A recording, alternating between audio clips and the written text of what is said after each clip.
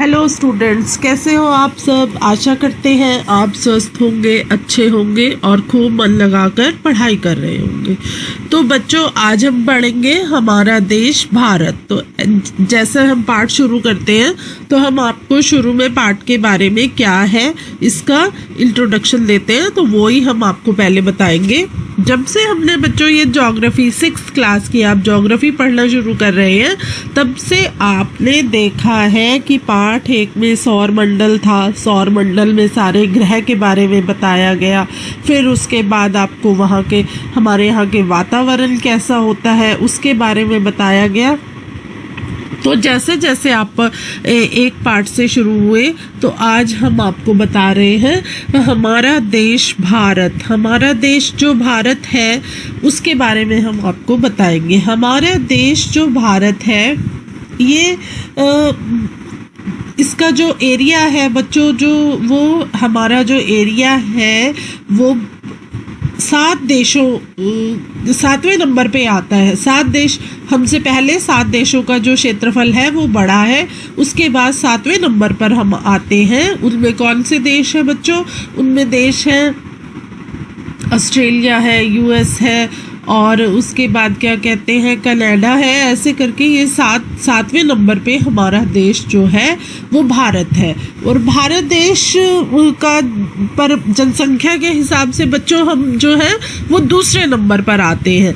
तो ये हमारे लिए एक चिंता का विषय है, क्योंकि जो भारत की जनसंख्या है वो निरंतर बढ़ती जा रही है, जिससे हमारे यहाँ पर रहने की समस्या, काम की समस्या उत्पन्न होती जा रही है। तो इसके बारे में हम आपसे आगे बात करेंगे। पर जो क्षेत्रफल है हमारा वो है 7वें नंबर पे। हम क्षेत्रफल के हिसाब से हम 7वें नंबर पर आते हैं।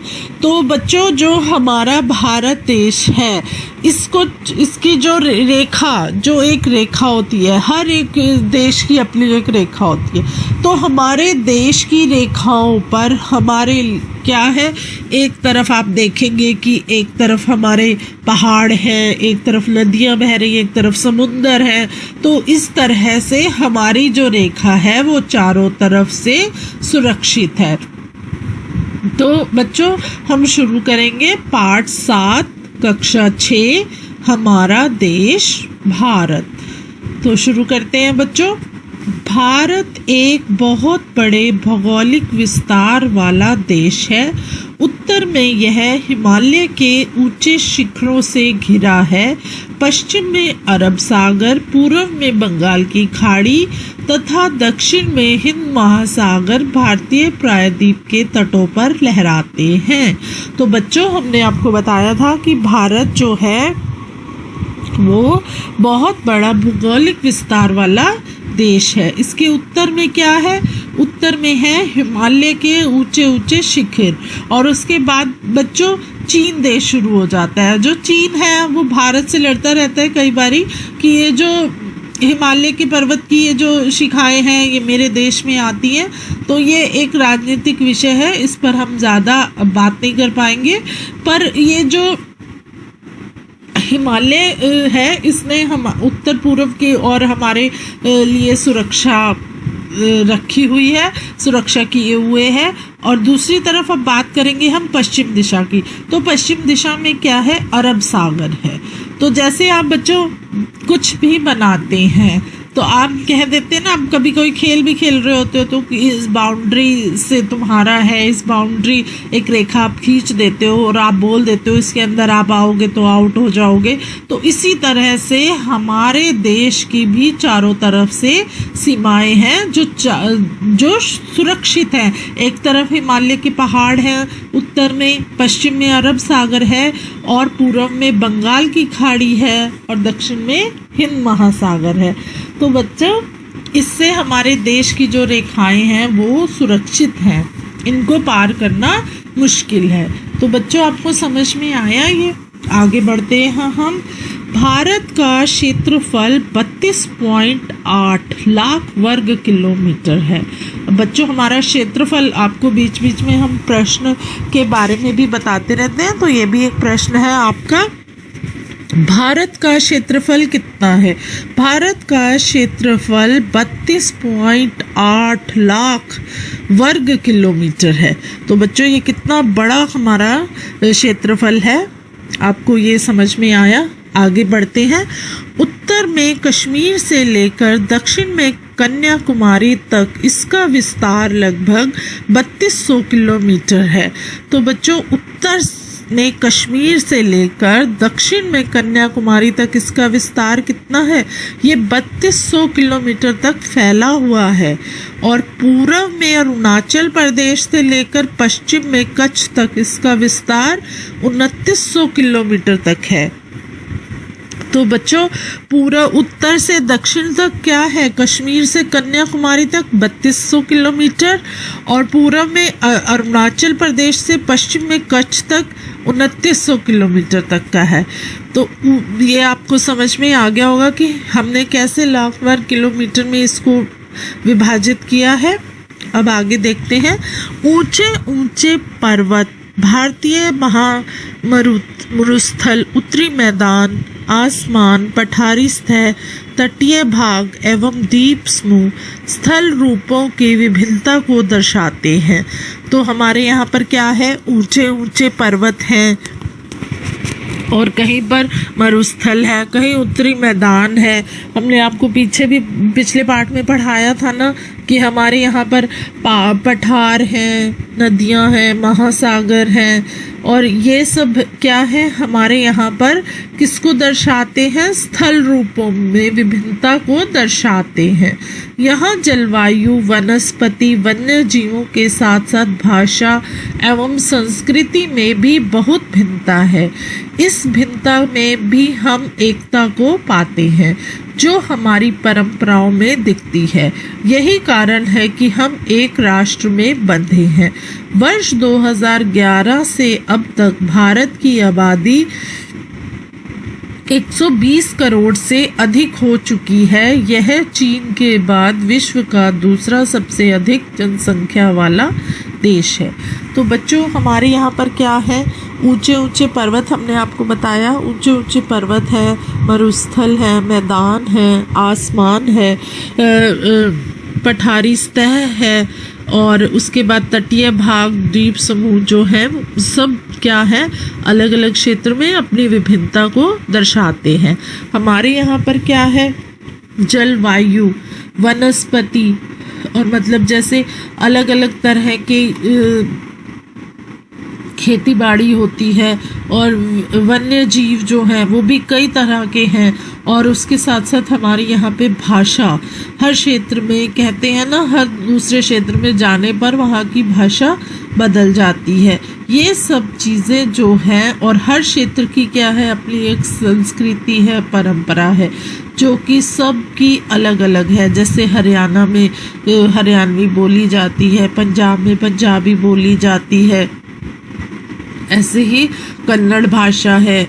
हमारे यहाँ अलग अलग भाषाएं हैं हर क्षेत्र की। उसके अलावा भी क्या है? सबकी संस्कृति अलग अलग है। ये सब भिन्नता होते हुए भी हम सब एक हैं। भारत जो है उसमें एकता बहुत ज़्यादा है। देश में लोगों में आपस में प्यार है। हम एक दूसरे की परंपरा को अपनाते हैं और एक दूसरे से बहुत प्यार करते हैं। यही कारण है कि हम एक राष्ट्र में बंधे हुए हैं। तो बच्चों हमारी जब 2011 में जनगणना, आपको पता है हमारे यहाँ हर कुछ समय के बाद जो है जनगणना होती रहती है। घर घर जाकर घर में कितने सदस्य हैं उनके बारे में लिखा जाता है और जिससे जनसंख्या की गणना होती है। तो वर्ष 2011 से अब तक भारत की आबादी कितनी बढ़ गई है? भारत की आबादी 120 करोड़ से अधिक हो चुकी है। तो बच्चों चीन जो है वो आबादी वाला सबसे पहला देश है। वहाँ की आबादी के बाद भारत की आबादी आती है। तो भारत की जो आबादी है वो दूसरे नंबर पर है। सबसे अधिक जनसंख्या बच्चों हमारे देश में दूसरे नंबर पर भारत आता है, पहले नंबर पर चीन आता है। अब हम आगे बढ़ते हैं बच्चों। आगे है स्थिति। अब हम आपको यहाँ की स्थिति के बारे में बताएंगे। अब एक आप इसमें पहले यहाँ पे एक कॉलम देखिए। क्या आप जानते हैं बड़े देश जिनका विस्तार पूर्व से पश्चिम की ओर बहुत अधिक होता है, वहाँ पूरे देश का मानक समय एक नहीं होता है। संयुक्त राज्य अमेरिका में 7 एवं कनाडा में 6 मानक समय है। क्या आपको पता है कि रूस में कितने मानक समय हैं? बच्चों, हर जगह जहाँ पर विस्तार ज़्यादा होता है वहाँ पर समय का भी अंतर पाया जाता है। तो अब आप ये देखिए स्थिति। अब स्थिति के बारे में हम आपको बताएंगे कि हमारे यहाँ पर कौन सी स्थिति है, कैसे है। तो भारत उत्तरी गोलार्ध में स्थित है। भारत कहाँ पर स्थित है? उत्तरी गोलार्ध में। तो हमने ये पाठ आपको पढ़ाया था, उसमें बताया था कितने अक्षांश रेखाएं हैं, दक्षिण, उत्तर, पूर्व, पश्चिम। तो ये भी इसमें भी वही आया है, आपको याद होगा। कर्क रेखा 23 डिग्री 30 उत्तर देश के लगभग मध्य भाग से होकर गुजरती है। तो बच्चों, आपको यहाँ पे ये चित्र भी दिखाए जाएंगे आगे, तो आप उन चित्रों में भी देखोगे।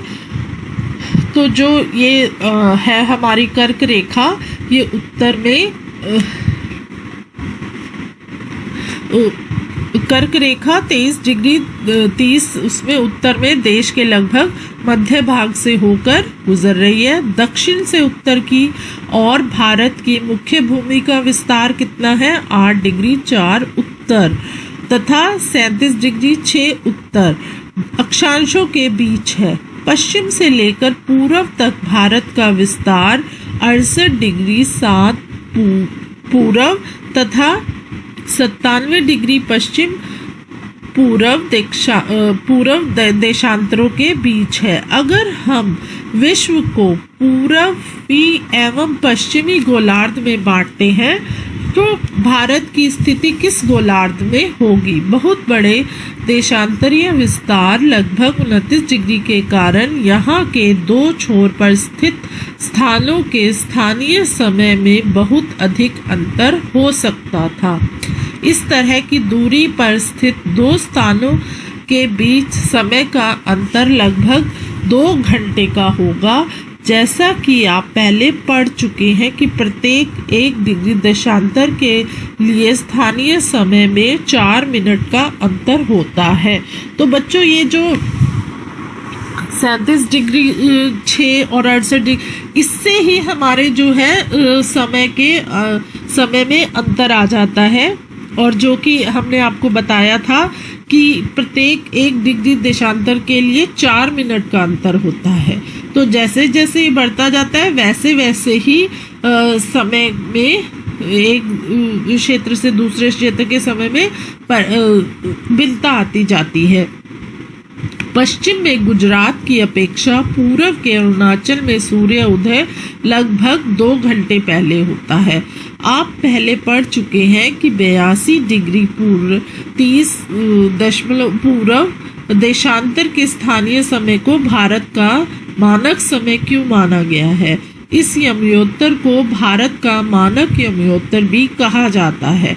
तो बच्चों, हमने ये आपको पढ़ाया था ना पाठ में कि इतने डिग्री पर देशांतर और इतने अक्षांश पर होने पर ही समय में परिवर्तन होता है। और जो हमारे अरुणाचल प्रदेश में जो सूर्य उदय वो 2 घंटे पहले होता है, और जबकि इस यमयोत्तर को हम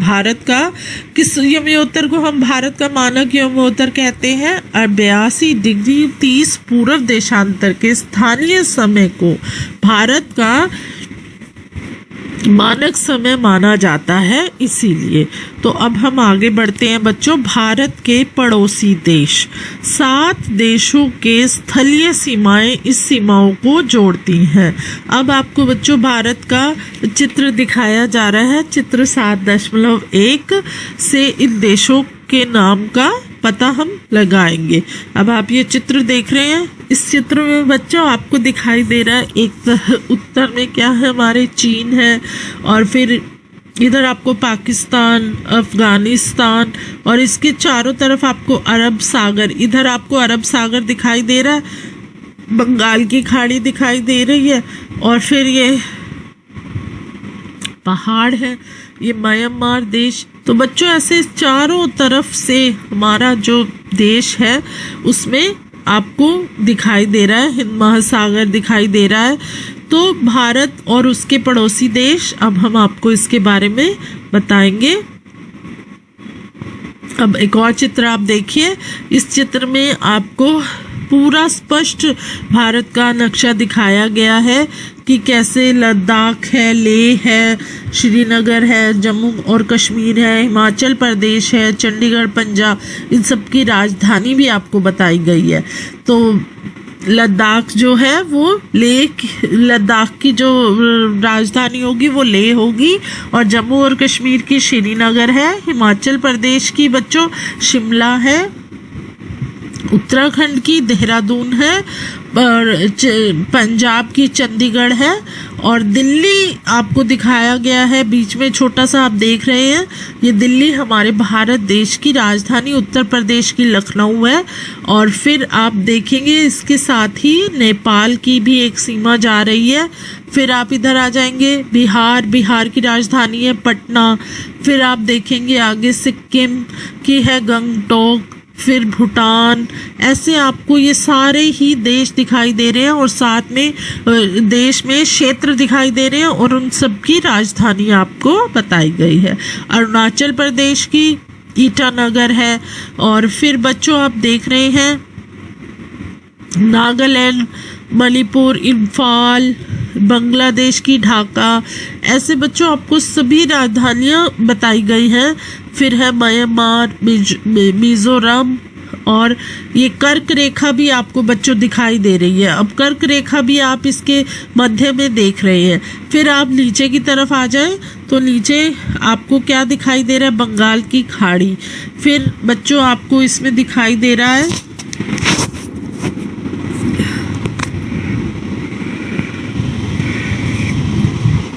झारखंड की राजधानी है रांची। फिर उसके बाद उत्तर प्रदेश की है लखनऊ। फिर आप इधर नीचे आ जाए मध्य प्रदेश, भोपाल, महाराष्ट्र। तो फिर आपको दिखाई दे रहा है इधर तिरुवनंतपुरम, तो इधर कर्नाटका। आप सबसे नीचे देखेंगे तमिलनाडु, चेन्नई और फिर हमारा तिरुवनंतपुरम। ऐसे ही बच्चों इधर आप फिर ऊपर पढ़ते जाएंगे, महाराष्ट्र आ गया, महाराष्ट्र के बाद मध्य प्रदेश, फिर साइड में गुजरात, फिर राजस्थान की जयपुर, और ये हमने आपको बताया था। और इसके चारों तरफ आप देख सकते हैं, एक तरफ पाकिस्तान है, एक तरफ चीन है, इधर आ जाएंगे आप तो बंगाल की खाड़ी है, अरब सागर है। तो ये आपको चित्र में भारत के सब स्पष्ट दिखाई दे रहा है और सबसे नीचे हिंद महासागर है। तो जून आपको बताएं हम, ये हमारा भारत का क्या था, राजनीतिक मानचित्र, जिसमें आपको हमने भारत की सभी राजधानियों सहित आपको बताया। अब क्या है कि जो जून 2014 में तेलंगाना भारत का 29वां राज्य बना। तो कौन सा राज्य बना तेलंगाना 2014 में? भारत का 29वां राज्य। तो हमारे यहाँ कितने राज्य हो गए? 29 राज्य। उनकी हमने आपको साथ में सबकी राजधानी बताई। इनमें से कौन कौन से देश हैं जिनकी सीमाएं समुद्र से नहीं जुड़ी हैं, आपको इनके बारे में बताना है। दक्षिण में समुद्र में स्थित 2 द्वीप श्रीलंका तथा मालदीव हमारे पड़ोसी हैं। हमारे पड़ोसी कौन है दक्षिण में समुद्र में स्थित? श्रीलंका और मालदीव। पाक जल संधि भारत को श्रीलंका से अलग करती है। पहले जो है वो श्रीलंका भारत का ही हिस्सा था, लेकिन जब ये संधि हुई तो भारत को श्रीलंका से अलग कर दिया गया। तो अब आगे है बच्चों राजनीतिक एवं प्रशासनिक विभाजन। अब हम पढ़ेंगे, आपको बताएंगे राजनीतिक और प्रशासनिक विभाजन। भारत एक विशाल देश है। प्रशासनिक क्रियाकलापों के लिए देश को 29 राज्यों एवं 7 केंद्र शासित प्रदेशों में बांटा गया है। तो बच्चों, हमारे यहाँ पर कितने राज्य हैं? 29 राज्य हैं। और कितने केंद्र शासित प्रदेश हैं? 7 केंद्र शासित प्रदेश हैं। आपको फिर एक चित्र दिखाई दे रहा है। इस चित्र में आप बच्चों देखेंगे भारत का भौतिक विषय, भारत की भौतिक स्थिति। तो आप भौतिक स्थिति बच्चों आप देख रहे हैं, इसमें क्या है? इसमें मरुस्थल दिखाई दे रहे हैं, अरावली दिखाई दे रही है, अरावली श्रेणी दिखाई दे रही है, चंबल नदी, नर्मदा नदी, सतपुड़ा की श्रेणियाँ, विंध्य श्रेणी, गंगा नदी, गोदावरी नदी, दक्कन पठार और नीलगिरी। तो इसमें आपको सारी नदियाँ और हमारे पर्वतीय प्रदेश दिखाई दे रहे हैं। फिर आपको पठारी प्रदेश दिखाई दे रहे हैं, मैदानी प्रदेश, पर्वत और पहाड़ी श्रेणी दिखाई दे रही है। बंगाल की खाड़ी, अरब सागर, ये आपको सब इसमें लक्षद्वीप, द्वीप समूह सब आपको दिखाई दे रहे हैं। तो बच्चों, जो अब हमने आपको क्या बताया था कि भारत में 29 राज्य और 7 केंद्र शासित प्रदेश हैं। जो दिल्ली है वो क्या है? हमारे भारत की राजधानी है। राज्यों का निर्माण मुख्यतः भाषाओं के आधार पर हुआ। क्षेत्रफल की दृष्टि से सबसे बड़ा राज्य राजस्थान तथा सबसे छोटा राज्य गोवा है। राज्यों को जिलों में बांटा गया है। तो बच्चों, आपको हमने बताया हमारे यहाँ 29 राज्य हैं। तो जो राज्यों का निर्माण है वो किसके आधार पर हुआ? राज्यों का निर्माण उनकी भाषाओं के आधार पर हुआ। और क्षेत्रफल की दृष्टि से हमारे यहाँ पर सबसे बड़ा राज्य कौन सा है? सबसे बड़ा राज्य राजस्थान है। और सबसे छोटा राज्य कौन सा है? सबसे छोटा राज्य गोवा है। और फिर राज्यों को किसमें बांटा गया है? राज्यों को आगे जिलों में बांटा गया है। तो आपको ये समझ में आया? जैसे अब राजस्थान है, राजस्थान में कितने ज़िले हैं, हरियाणा में कितने ज़िले हैं, उसमें उनको बांटा गया है। अब बच्चों, आपको इसमें साइड में बताया गया है जलोढ़ लिस्पे। ये नदियाँ के द्वारा लाई गई बहुत महीन मिट्टी होती है तथा नदी बेसिन में निक्षेपित कर दी जाती है। सहायक नदी, एक नदी या सरिता जो कि मुख्य नदी में किसी भी तरफ से आकर मिलती है तथा अपने जल को मुख्य नदी में विसर्जित करती है, सहायक नदी कहा जाता है। तो आपको समझ में आया ये? अब हम आपको भारत के भौतिक विभाजन के बारे में बताते हैं। भारत में पाई जाने वाली भौतिक आकृतियाँ विभिन्न प्रकार की हैं। हमारे यहाँ पर क्या है? भौतिक आकृतियाँ जो हैं वो विभिन्न प्रकार की हैं, जैसे पर्वत, पठार, मैदान, तट तथा द्वीप समूह। उत्तर में बर्फ से ढका हिमालय संतरी का कार्य करता है। हिम जमा आले का मतलब होता है बर्फ का घर। तो हमारे यहाँ पर क्या है बच्चों? भौतिक आकृतियाँ जो हैं वो विभिन्न प्रकार की हैं, जैसे पर्वत है, पठार है, मैदान है, तट है तथा द्वीप समूह है। उत्तर में बर्फ से ढका हिमालय किसका काम करता है? संतरी का काम करता है। जैसे आपको पता होगा, जैसे बच्चों हिमालय जो है वो संतरी का कार्य कैसे करता है? संतरी, जैसे आपने देखा होगा राज दरबार में जो एक सैनिक को बाहर खड़ा कर दिया जाता था, वो किसी भी शत्रु को या किसी अनजान व्यक्ति को राजमहल में अंदर नहीं आने देता था। ऐसे ही जो हिमालय है वो हमारे यहाँ पर संतरी का कार्य करता है। हिमालय की जो ऊंचाई है वो बहुत ऊपर है, हमारे यहाँ दुश्मन उस तरफ से अंदर नहीं आ सकता है। और हिम जमा आले का क्या मतलब है? हिम जमा आले का मतलब है बर्फ का घर। हिमालय पर्वत को 3 मुख्य समांतर श्रृंखलाओं में बांटा गया है। सबसे उत्तर में स्थित श्रृंखला को क्या कहते हैं? वृहत हिमालय या हिमाद्री कहते हैं।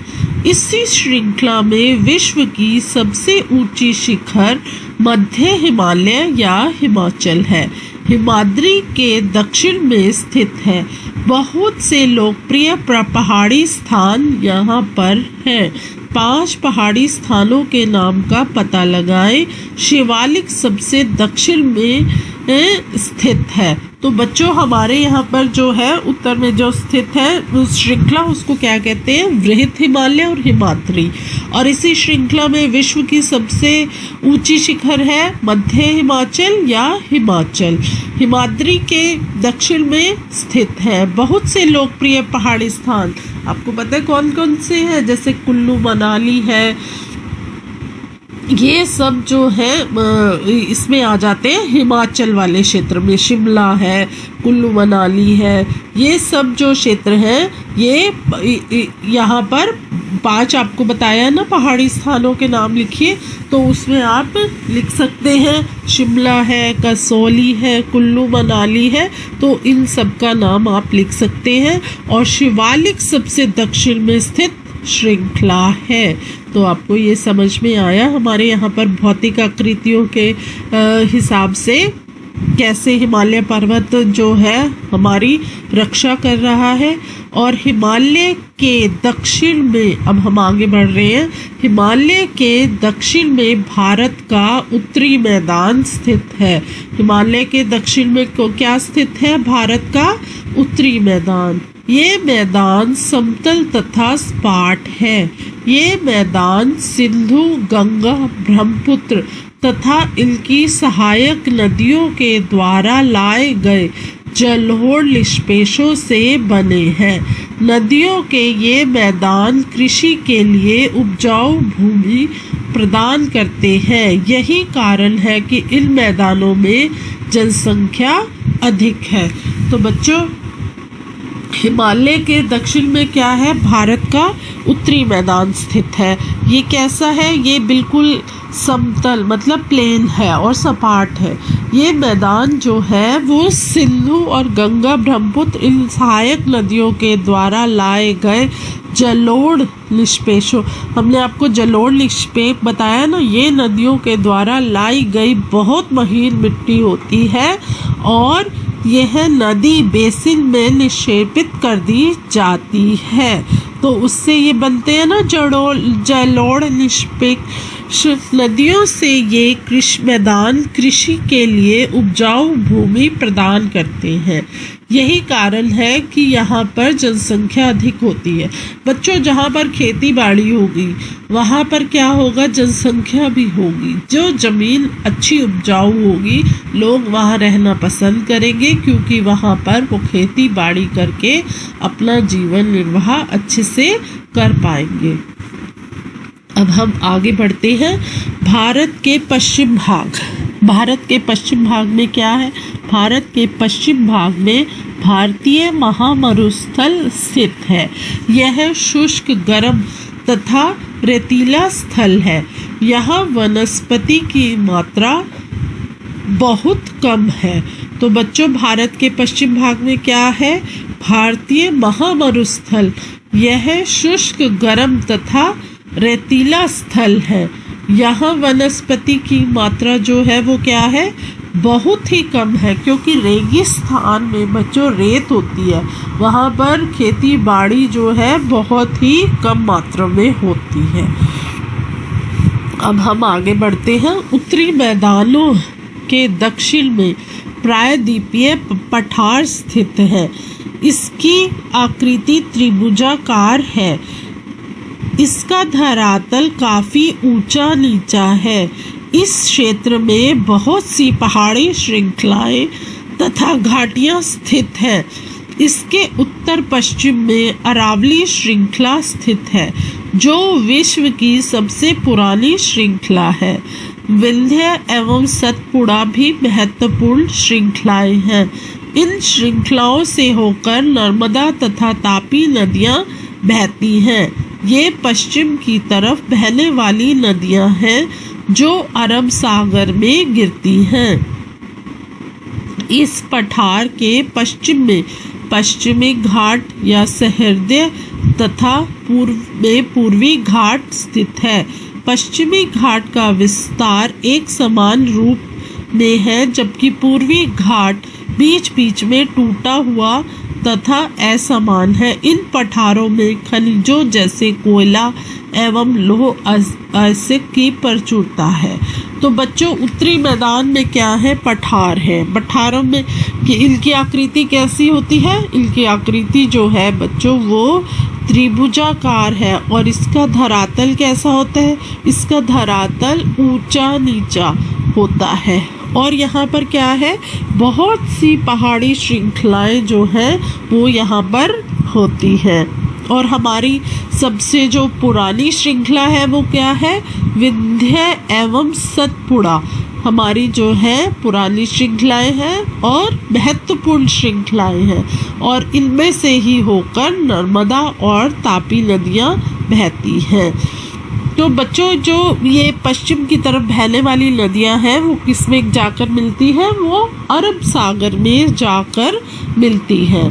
तो यहाँ पर आपको हमने पहले भी बताया था कि पठार, एक हमने पीछे पाठ पढ़ा था, उसमें आपको बताया गया था कि पठार जो होते हैं वहाँ पर खनिज पदार्थ जो है वो प्रचुर मात्रा में प्राप्त होते हैं।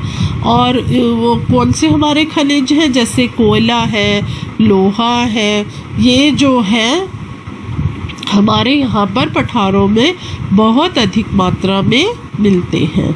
अब हम आगे बढ़ते हैं। हमने आपको पहले बच्चों इसमें पढ़ाया है पूर्व में क्या स्थित है, पश्चिम में। अब हम आपको पश्चिम के घाट के बारे में बताएंगे। आप ये पढ़ रहे हैं हमारे यहाँ के भौतिक स्थिति, भौतिक विभाजन।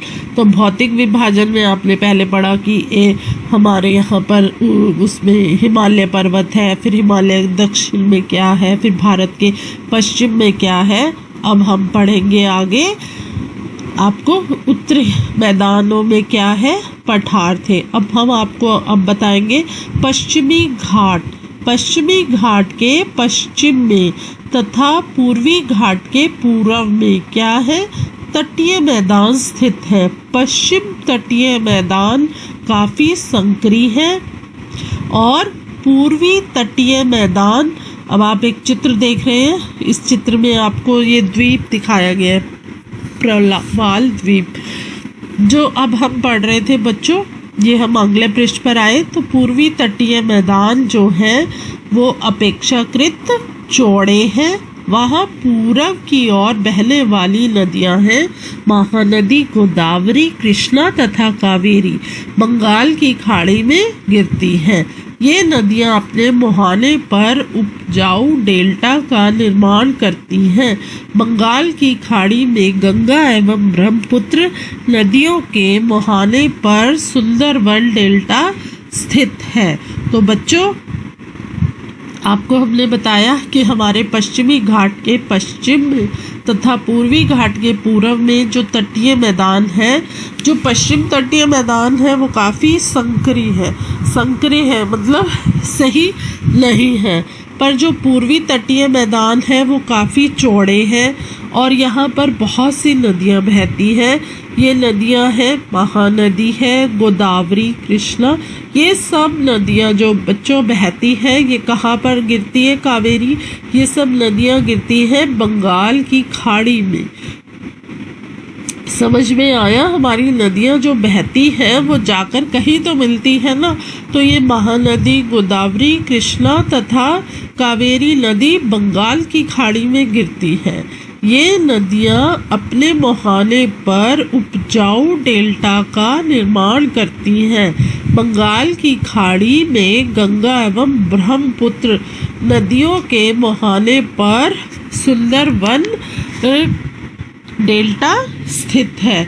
तो समझ आया बच्चों आपको ये। अब आपको एक चित्र दिखाई दे रहा है, इस चित्र में क्या है, सुनामी लिखा हुआ है, सुनामी। और एक तरफ एक बच्चे का चित्र है जिनका नाम है पंखुड़ी विद्या, कक्षा 8th B।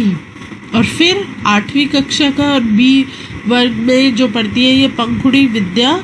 और फिर है एक वेदनाथ सेवम कक्षा 4 का। तो अब आपको हम ये सुनामी पढ़ते हैं। एक सवेरे पड़ी मनुष्य पर जलजले की काली छाया, समुद्र में उठा आलोड़न, मीलों दूर फैला साया। प्रकृति के विनाश ने मानव को अपना ग्रास बनाया। विनाश का था विकराल आकार, चारों ओर मचा हाहाकार। कोई नहीं बच पाया उससे, भागे बचाने अपने प्राण। हिंद महासागर था रक्षक, अब बना हमारा भक्षक। सव्रत निकल गया मानव को, करके अस्तित्व नष्ट। उठे हजारों हाथ प्रतिशत सहायता में पीड़ितों के।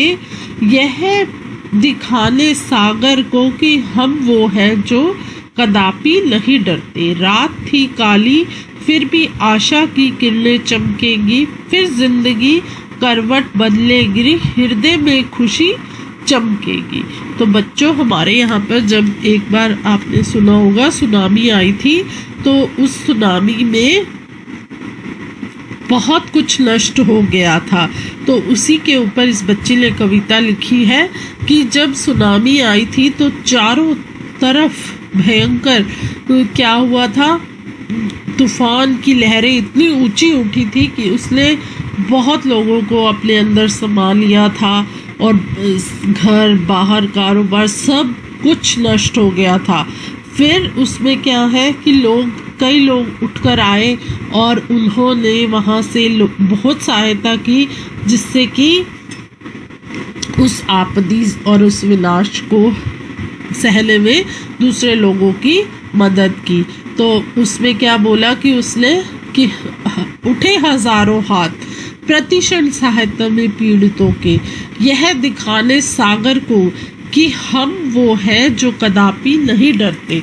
जो हजारों हाथ उठे थे वो सागर को यह दिखाने आए थे कि हम भी किसी से कम नहीं है। अगर यह आपत्ति आई है तो इस आपत्ति को हम समाप्त करेंगे और लोगों को नई आशा की किरणें दिखाएंगे और उनकी ज़िंदगी में और उनके दिलों में खुशियाँ पैदा करेंगे। क्योंकि जब भी कोई हादसा होता है बच्चों, तो लोगों के दिल टूट जाते हैं, लोग परेशान हो जाते हैं, जिनके कई परिवार बह जाते हैं। तो जिनके परिवार में से 1 या 2 सदस्य बच जाते हैं और उनके परिवार के 4-5 सदस्यों का मृत्यु हो जाती है, तो वो जो है उनको उनके दिल जो है वो बहुत ही कमज़ोर हो जाते हैं और वो उस हादसे को भुलाना उनके लिए मुश्किल हो जाता है। अब ये जो आगे आप एक चित्र देख रहे हैं कि इस बच्चे ने बनाया है। अब हम आगे बढ़ते हैं बच्चों। ये चित्र आप देख रहे हो, उसने सुनामी का चित्र बनाया। उस बच्चे ने तो बच्चों वहाँ पर वो कविता लिखी और इस बच्चे ने ये चित्रकारी करके सुनामी को दर्शाया है। अब हम आगे बढ़ते हैं। भारत में 2 द्वीप समूह भी हैं। हमारे यहाँ पर क्या है, 2 द्वीप समूह है। उनके नाम है लक्षद्वीप द्वीप समूह, अरब सागर में स्थित है। ये केरल के तट से कुछ दूर स्थित प्रावल द्वीप है। तो बच्चों जो लक्षद्वीप समूह है वो कहाँ है, अरब सागर में, केरल के तट से कुछ दूर प्रावल द्वीप है। फिर है आगे अंडमान एवं निकोबार द्वीप समूह। भारत से दक्षिण पूर्व दिशा में बंगाल की खाड़ी में स्थित है। अंडमान और निकोबार द्वीप समूह कहाँ है, भारत से दक्षिण पूर्व दिशा में बंगाल की खाड़ी में स्थित है। क्या आप जानते हैं कि कौन सा द्वीप समूह वर्ष 2004 में सुनामी से प्रभावित हुआ था? ये अभी हमने आपको दिखाया ना सुनामी का चित्र, और कविता जो उस बच्चे ने लिखी तो सुनामी यहाँ पर आई थी 2004 में। समाचार पत्रों तथा लोगों से बातचीत के जरिए जानकारी प्राप्त कीजिए कि जब सुनामी भारतीय तट से टकराई थी तो किस प्रकार लोगों ने अलग अलग तरीके से इस चुनौती का सामना किया था। सुनामी एक विशाल सागरीय तरंग है जो समुद्र तल पर भूकंप के कारण उत्पन्न होती है। तो बच्चों, ये जो सुनामी है ये क्या है? तो बच्चों, जब ये सुनामी कैसे आती है?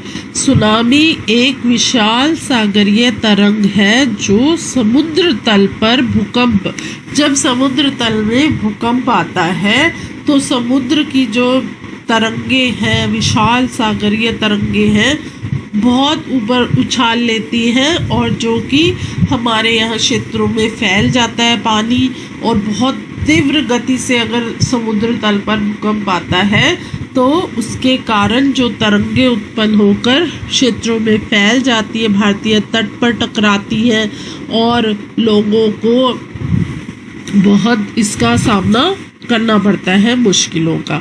तो ये होती है सुनामी। अब बच्चों, हमारे ये पाठ यहाँ पर समाप्त हुआ। अब हम इसका अभ्यास करेंगे।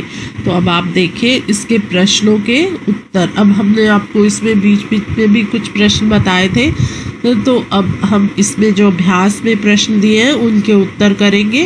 भारत को कितने भौतिक भागों में विभाजित किया जा सकता है? उनके नाम लिखिए। अब आपको उनके नाम लिखने हैं। भारत के प्रमुख भौतिक विभाग हैं। कौन कौन से हैं वो? हिमालय, उत्तरी भारतीय मैदान, प्रायद्वीपीय पठार, तटीय मैदान और द्वीप समूह। हमने कितने भागों में इसको भौतिक भागों में बांटा? 5। वो कौन कौन से हैं बच्चों? हिमालय, उत्तरी भारतीय मैदान, प्रायद्वीपीय पठार, तटीय मैदान, द्वीप समूह। अब हम अगला प्रश्न पढ़ते हैं। भारत की स्थलीय सीमा 7 देशों से जुड़ी है, उनके नाम लिखिए। अब भारत की स्थलीय सीमा 7 देशों से जुड़ी है, उनके नाम बताएं। पहला है अफगानिस्तान, पाकिस्तान, नेपाल, भूटान, बांग्लादेश, चीन और म्यांमार। अब हम आगे प्रश्न करते हैं। कौन सी 2 प्रमुख नदियां अरब सागर में गिरती हैं? अरब सागर में गिरने वाली 2 नदियां हैं नर्मदा और तापी। समझ में आया बच्चों आपको? अब हम अगला प्रश्न करते हैं। गंगा एवं ब्रह्मपुत्र के द्वारा बनाए गए डेल्टा का नाम लिखिए। तो कौन कौन से डेल्टा हैं? सुंदरबन डेल्टा गंगा ब्रह्मपुत्र नदी द्वारा निर्मित है। कौन सा डेल्टा है? सुंदरबन डेल्टा गंगा ब्रह्मपुत्र नदी द्वारा बनाया गया है। आगे है, भारत में कितने राज्य तथा कितने केंद्र शासित प्रदेश हैं? किन 2 राज्यों की राजधानी एक ही है? तो बच्चों 29 हमने आपको पाठ में बताया है। 29 भारत में 29 राज्य तथा 7 केंद्र शासित प्रदेश हैं। हरियाणा और पंजाब की एक ही राजधानी है। हरियाणा और पंजाब की एक राजधानी है, उसका नाम है चंडीगढ़। अब अगला प्रश्न है। उत्तरी मैदानों में अधिक जनसंख्या में निवास करती है, क्यों? उत्तरी मैदानों में बड़ी संख्या में लोग रहते हैं क्योंकि नदी के मैदान खेती के लिए उपजाऊ भूमि प्रदान करते हैं।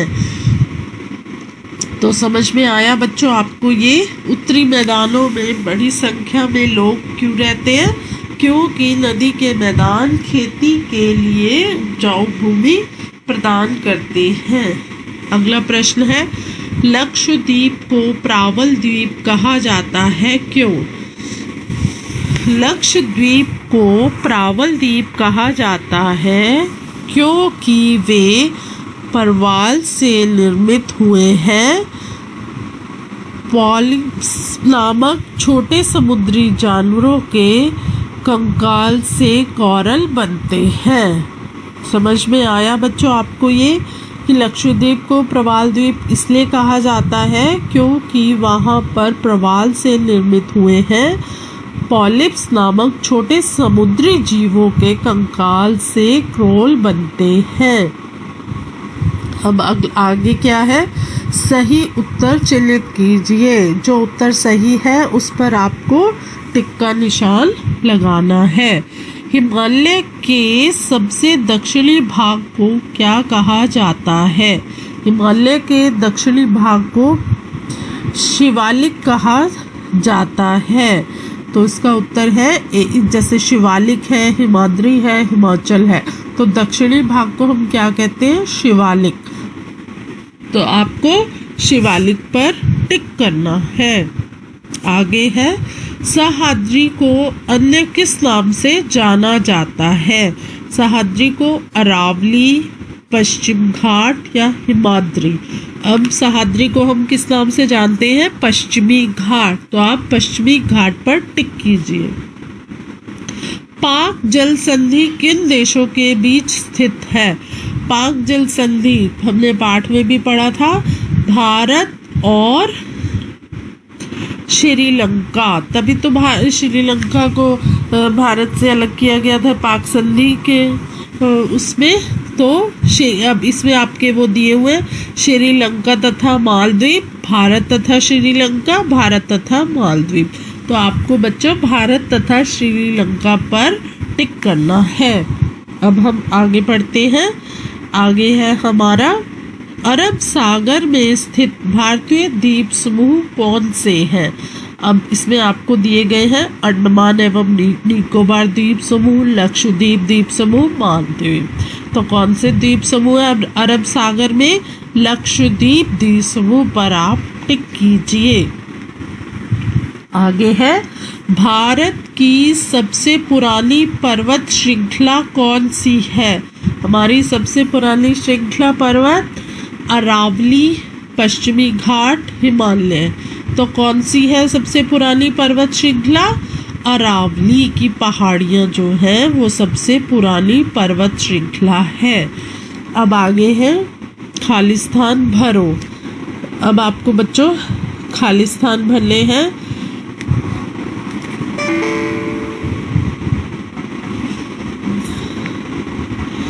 भारत का क्षेत्रफल लगभग है। तो बच्चों भारत का क्षेत्रफल कितना है? ये हमने आपको पाठ में बताया था।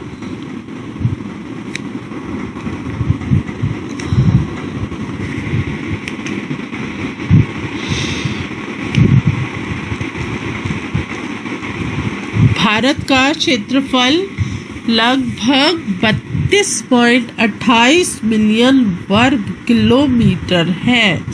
भारत का क्षेत्रफल कितना है? 32.28 मिलियन वर्ग किलोमीटर है। महान हिमालय को डैश के नाम से भी जाना जाता है। किस नाम से जाना जाता है? हिमाद्री। हिमाद्री, महान हिमालय को हिमाद्री के नाम से भी जाना जाता है। क्षेत्रफल की दृष्टि से डैश भारत का सबसे बड़ा राज्य है। क्षेत्रफल की दृष्टि से भारत का सबसे बड़ा राज्य राजस्थान है। क्षेत्रफल की दृष्टि से राजस्थान भारत का सबसे बड़ा राज्य है। नर्मदा नदी डैश सागर में गिरती है। नर्मदा नदी अरब सागर में गिरती है। डैश भारत के लगभग मध्य भाग से होकर गुजरने वाली अक्षांश रेखा है। तो कौन सी अक्षांश रेखा है? ट्रॉपिक ऑफ केसर है।